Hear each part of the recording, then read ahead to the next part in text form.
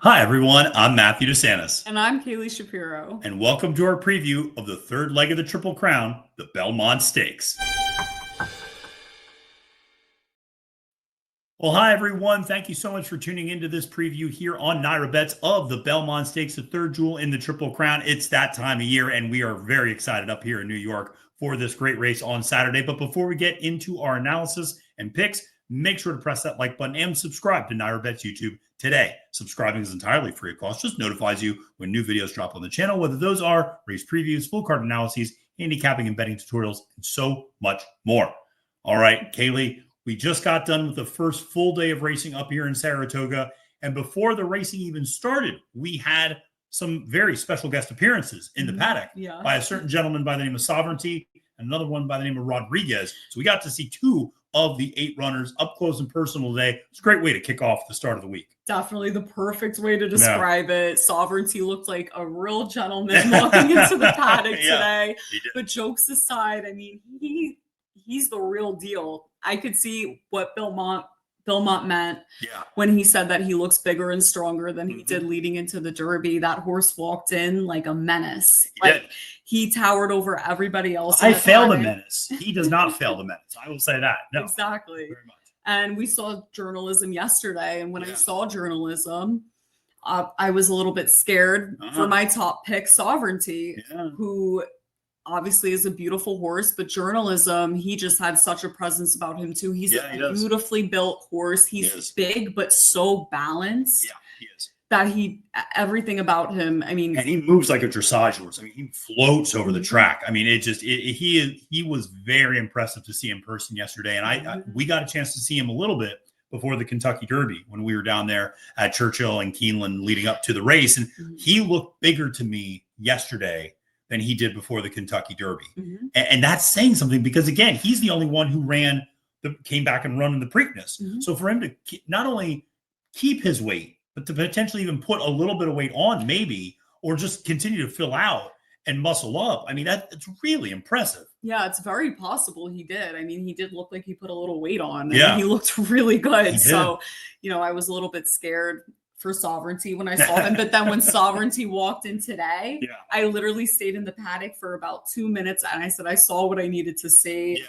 I know. I was running around getting content. I was trying to, get videos of Bob Baffert with Rodriguez, all this other stuff. I look around, you're gone. You just left. You saw what you needed to see, and you're like, I'm out of here. All right. I mean, Sovereignty was also late to the show. He was. Like 30 minutes later. I was waiting for 30 minutes like a concert, but it was worth the wait. We got to see a lot of great horses. Very much. And we got to see Good Cheer. We got to see, it's a bunch of Chad Brown horses. Hill Road we got a chance to see as well, which we'll talk about a little bit more in a second. But listen, let's talk about this field overall. And obviously, we have an 8-horse field highlighted by your Kentucky Derby winner, Sovereignty, as well as your Preakness Stakes winner and your Kentucky Derby runner-up, Journalism. Don't forget about Baeza, of course, as well, who is your third-place finisher in the Kentucky Derby and who is, of course, well-publicized and well-known, the half-sibling to 2023 Kentucky Derby winner, Mage, and 2024 Belmont Stakes winner, Dornoch. So has the pedigree to certainly do this. But let's talk about the top two because in my opinion, it has gotten down to splitting hairs. These two both look immaculate. They both seem incapable of running a bad race. And it really just comes down to your preference or maybe what you're looking for out of a horse or what you're looking for out of a price, maybe something like that. So it is incredible to see how good these two horses look. Definitely. And I think that, like you said, they're very evenly matched horses. Yeah. So I think Sovereignty has a couple advantages, in my opinion, that, of course, I'm going to point out. I mean, he has experience at Saratoga. He debuted at Saratoga. He ran against some pretty good horses that we've seen, not end up like the Sovereignties and the Journalisms of the world, but very nice horses. They're no slouches. He ran against on debut. So I think that's definitely something that's notable, as well as the fact that he's the fresher horse coming in here. It's I love the Triple Crown. I think it's super important, but that's just the fact that's why they skipped the race. At the end of the day, we don't know the real that's what you'd imagine. Right. That he skipped the race. He's going to come in here with an edge over a horse just as good as Journalism. I think that, that may have been part of the reason. So no, absolutely. And listen, there's very little knock on Sovereignty. I still go back to that Fountain of Youth as maybe being one of the more impressive efforts we saw from him. As good as that Kentucky Derby was, that Fountain of Youth was coming off of a long layoff. He had every right to just kind of turn it in that day. And the fact that he overcame, modest fractions, which were, they were decent by Gulfstream Park standards, 110 and change to the 6 furlong. So they weren't going slow up front by any stretch. But still, he overcame that short stretch coming from all the way in the back on a track that tends to be very speed favoring. I thought it was very impressive. And obviously got that 104 Beyer speed figure in sloppy conditions. There is some rain in the forecast. How much? Well, it's Saratoga, so nobody really knows until it happens.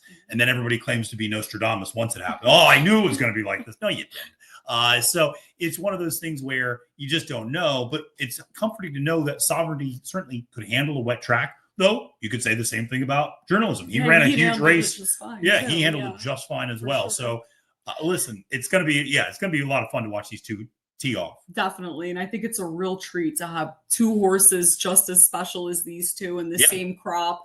Obviously, it's kind of a shame for both of them. I think they're both so good, but so good for us as fans to get to watch these horses go up against each other. It's going to be a real big treat to see Sovereignty and Journalism. And I think a lot of your opinion has to, come from how you think the race is going to play out. I agree. I was going to say that's the big question is the pace scenario. I think that's a big part of it. How do you see this race playing out? And we were talking off camera a little bit earlier today.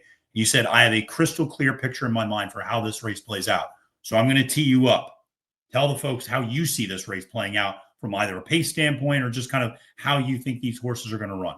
Yeah, I think I've been looking at this race for a very long time and an idea came to me and I was like, I don't know if it's a crystal clear vision, but in my brain, how I see this playing out, I think a lot of horses, there's not a ton of speed. Of course, we're going to have a good pace with the presence of Rodriguez and Crudo, who also has speed, of course. But I think that a couple of horses are going to want to sit closer than they have been. I think Baeza is one of those horses that's going to be sitting closer. And I think Journalism is going to be sitting closer. And I think Baeza and Journalism might be in a little bit of a race of their own at some point that it could set up for Sovereignty, who's just going to come, who's tucked right in the back of those two. And he's just going to come and have a clear path while those two, that's how I see the race playing out.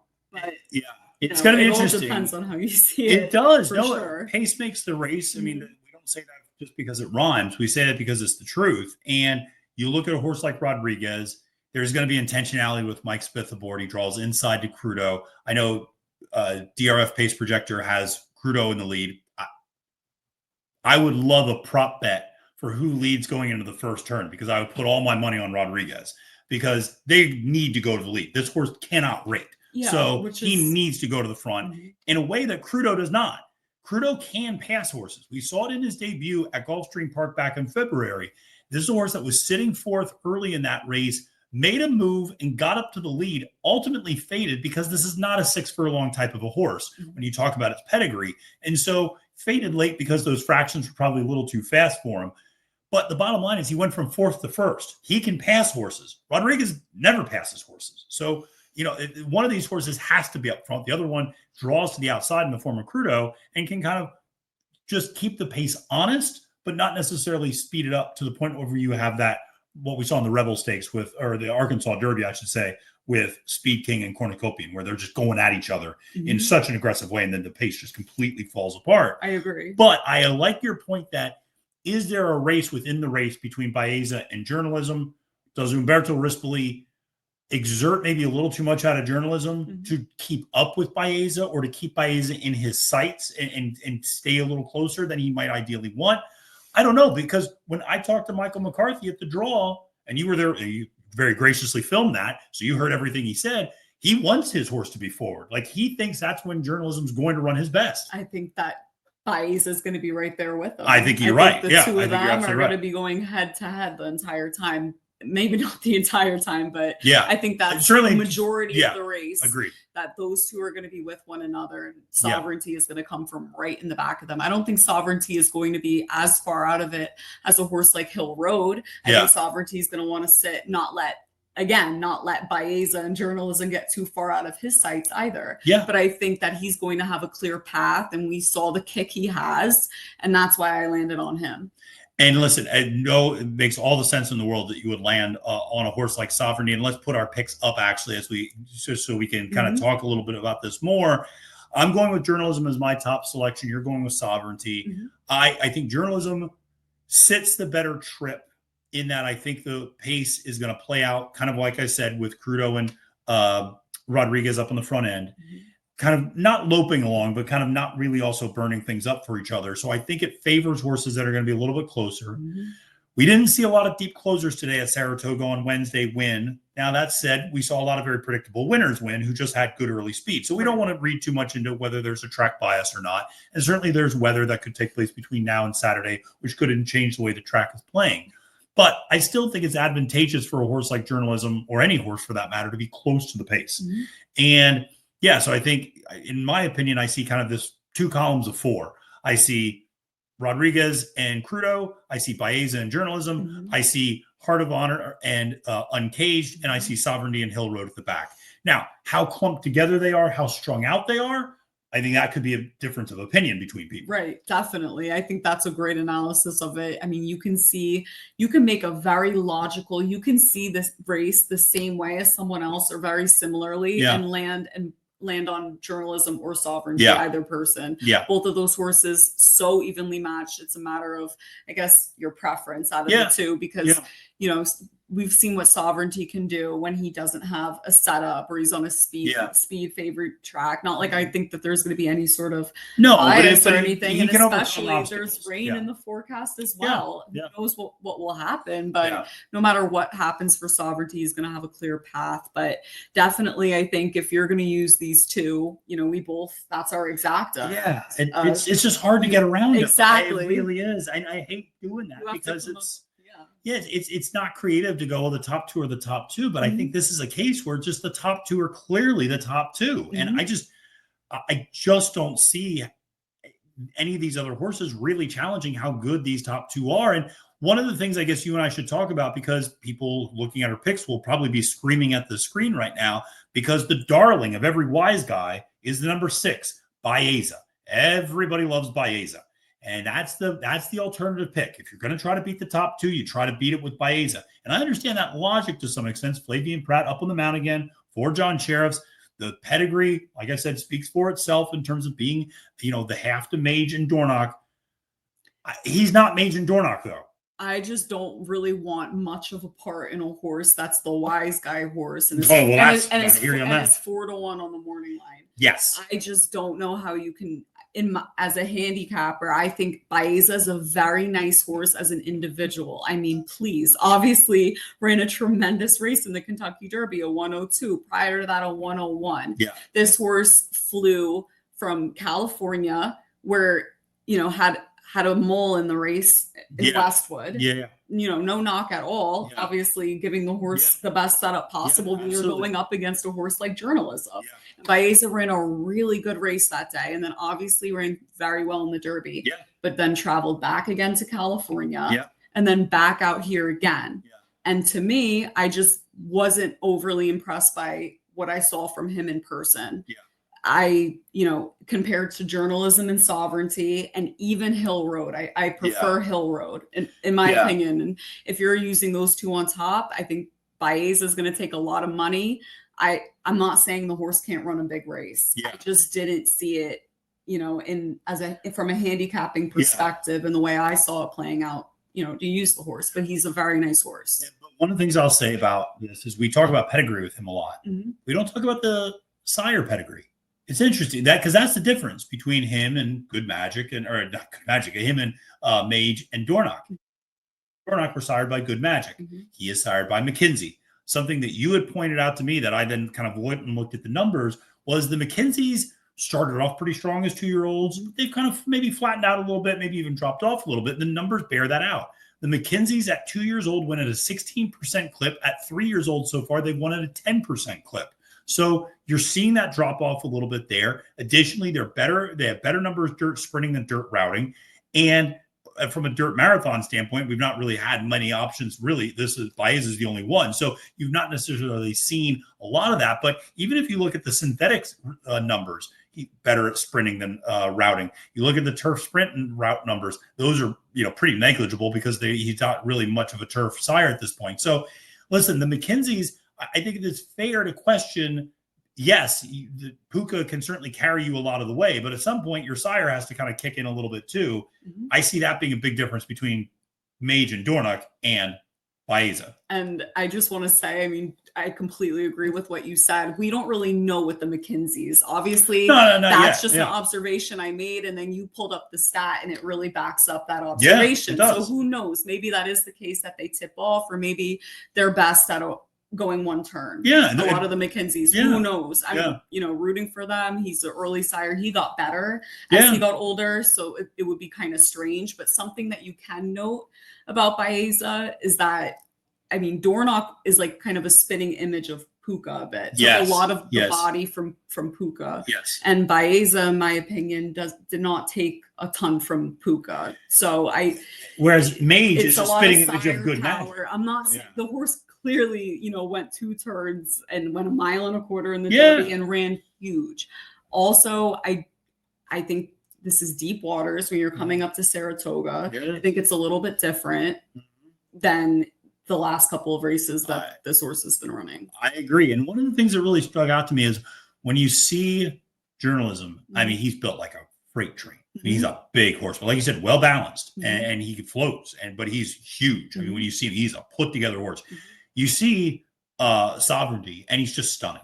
He's just a stunning horse to see. And again, a physical specimen. We even talked about Rodriguez, another physical specimen we'll talk about.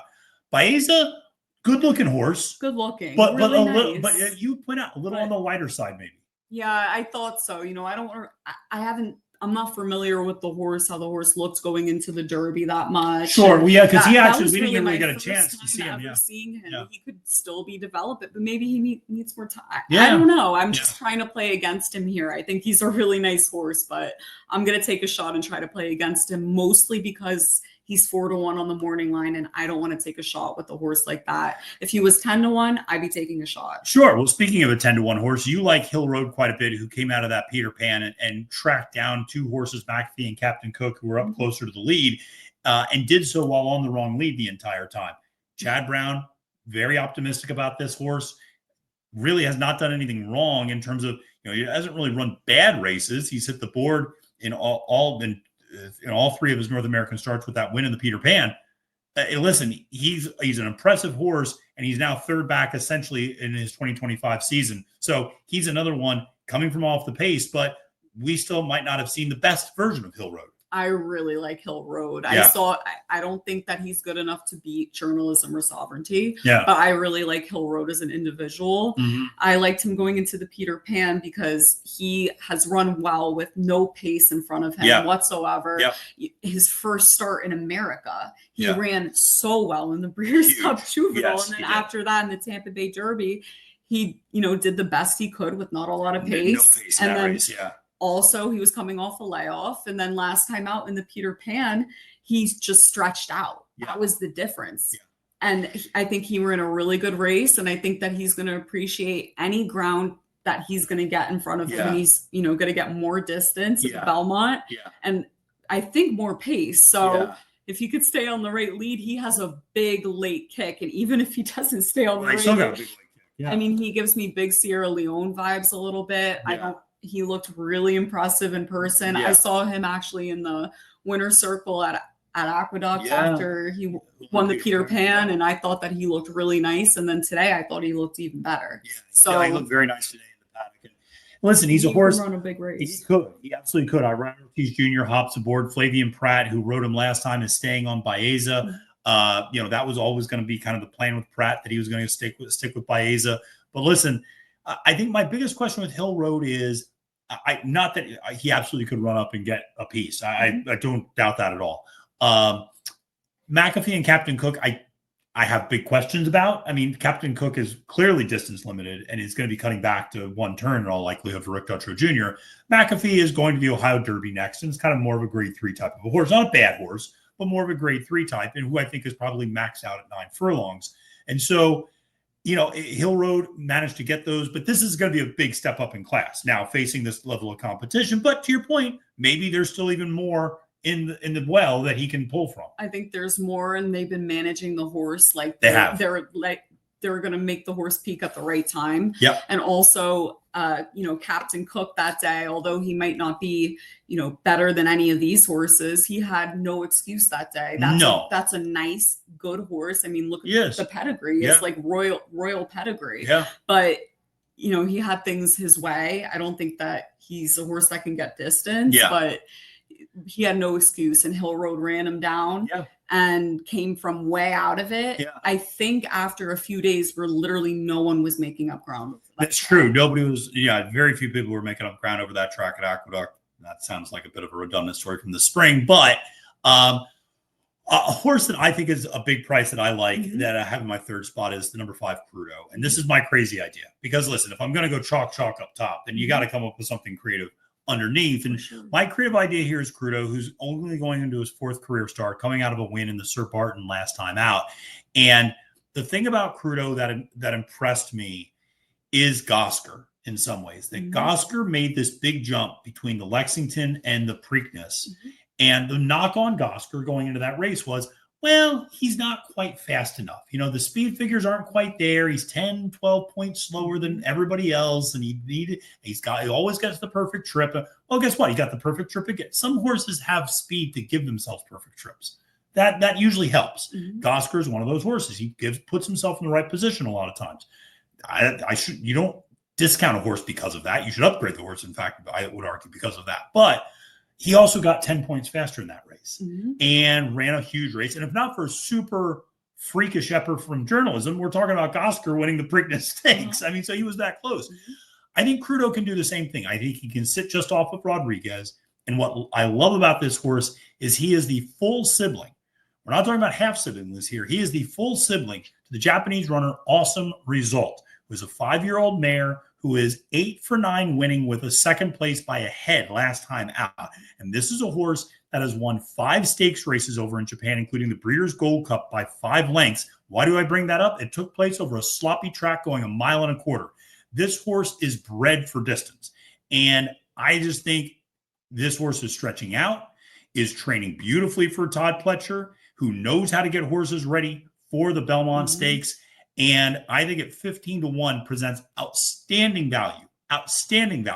And so I just think this one could take a big step forward, has the pedigree. I mean, won the last 2 races by 14 3/4 lengths. I mean, hasn't really, you talk about being under wraps. I mean, this horse was under wraps in both of those efforts, which again can impact the speed figures if we're gearing down the last 16th of a mile.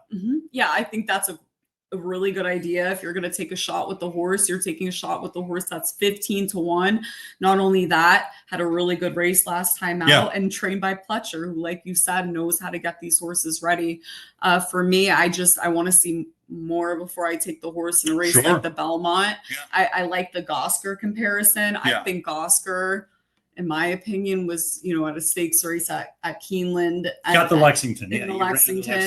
And I think, that race in my mind holds a little bit more weight going in. And I think this horse's figures are a little lighter than Gosker's were going in. I think Gosker was like an 80, not like it's a big difference. But he was 80, 89, I think. Not like it's a huge difference. I think it's a good idea. I mean, I think this horse you could take some shots in supers with this horse, in my opinion. And I wouldn't be shocked to see this one run a big race. Yeah, I just think, again, he's a horse I'm thinking about using underneath. And again, I just think that pedigree suggests he can get the 1.25 miles. So where some of these horses might be backing up, I don't know if he backs up as much, maybe as some of these others who might be up on the front end. And again, when you're winning races by 7.5, 7.25 lengths, the speed figures might be a little light because you're not really going all out. And Johnny Velasquez stays aboard. The horse switched off Lasix last time out. So he answered a lot of questions in that last race. And I thought that was a good effort. But another horse that we both like, we both have in our top 4 is the other speed horse in this race, which is Rodriguez. I'll let you talk about him a little bit. We both got to see him today, but he's a horse that we obviously got to see up close and personal at the Wood Memorial. He's a striking horse. I think he actually looks even better today than we did before the Wood Memorial. So, but with Mike Smith aboard, he's going to be up on the front end. We know that much about him.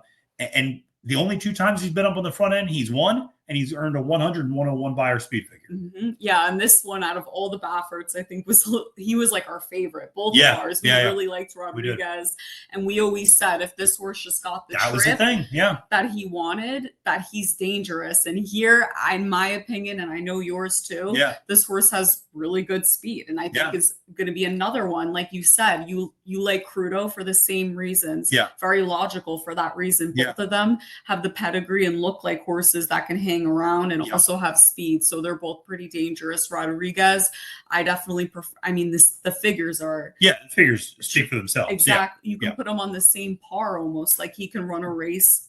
Who knows what this horse has in him? And obviously, I would have him a little bit higher, even if he wasn't coming in off a layoff, and if there wasn't some other. I know it's not a long layoff whatsoever, and I know he's fresh coming in here, but he also missed.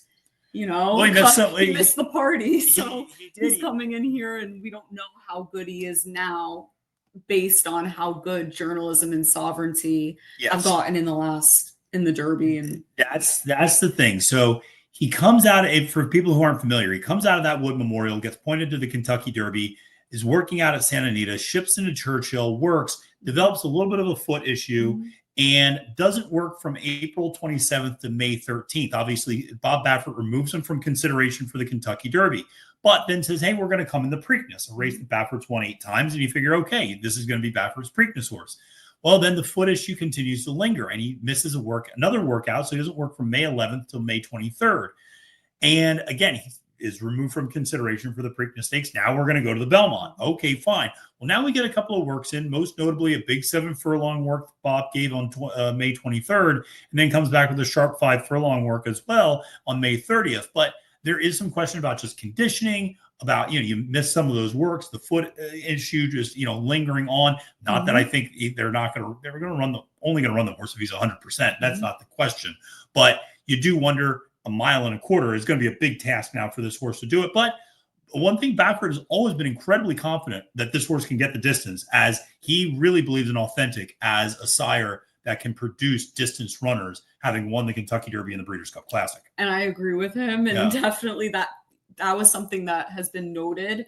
I think, earlier in the year about the Authentics, that they were really stepping up around 2 turns. And when we saw the Rodriguez's, physical, he wants every part of 2 turns. And I think that he can run a big race. I don't see him beating journalism or sovereignty. Obviously, both of us don't, but I think that he can be hanging around for a piece. I think so too. And I think because the pace will be moderate rather than fast, I think he has every opportunity to stick around up front, but helps him out. It does. But listen, we hope this helped you out a little bit with regards to our preview of the Belmont Stakes. And man, it's going to be so much fun. We can't wait. We're going to have wall-to-wall coverage on NYRA Bets, so make sure to follow us here on YouTube.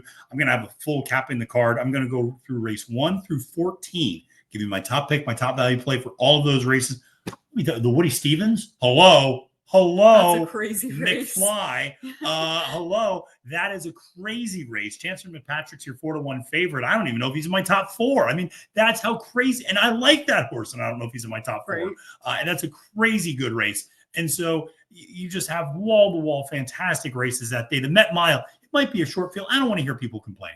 You got White Abarty, you got Fierceness. Shut the hell up. That's a fantastic race. You get those two, and Just a Touch and Raging Torrent. Come on, stop it. What do you need? 6 other horses to fill the field? Just let these horses go at it. They're the best ones. Stop it. So we'll see. That's going to be a lot of fun. I can't wait for that race. That's going to be fantastic. So it's going to be tremendous. I can't wait for Saturday. Can't wait for all the content. So like I said, make sure to follow us, not only here on YouTube, make sure to follow our X account at NYRA Bets as well. Kaylie and I are going to be having a bunch of content, but we also have a lot of the good folks at NYRA helping us out as well, giving picks. Gentleman by the name of Andy Sterling's going to be giving some picks, and Sarah El Badwi, Richie Migliori, Greg Wolf, Maggie Wolfendale. So we got everybody giving out picks today. Definitely want to stay tuned for that race analysis. We have short videos of that, as well as best bets, a couple of best bets. So a lot of great content going on. Absolutely. I guarantee you Sarah's best bet is not going to be below 10-1. Which always, of course, that's another reason you have to follow. That is why you got to follow them. There's a reason her handle is outrun the odds. And so that's what she believes in, which I fail to menace. But nevertheless, it's going to be a lot of fun. So like I said, make sure to follow and subscribe today. For Kaylie Shapiro, my name is Matthew DeSantis, wishing you a great and profitable day at the races, specifically the Belmont Stakes in Saratoga. And reminding you, friends, it's now post time.